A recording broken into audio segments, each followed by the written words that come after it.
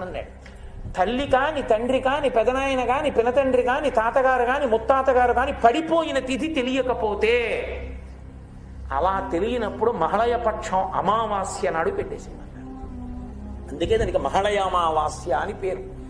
అసలు అమావాస్య నాడు మధ్యాహ్నం 12 గంటలకే పితృదేవతలు వచ్చి గుమ్మం ముందు నిలబడతారు నీళ్ల కోసం.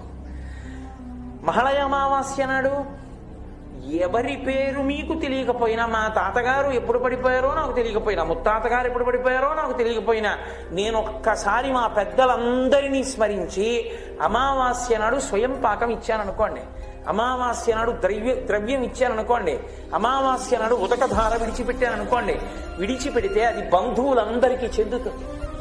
కాబట్టి ఉన్నవాళ్ళు వెళ్ళిపోయిన వాళ్ళకి ఉపకారం చెయ్యగలిగిన ఏకైక రోజు మహాలయ అమావాస్య.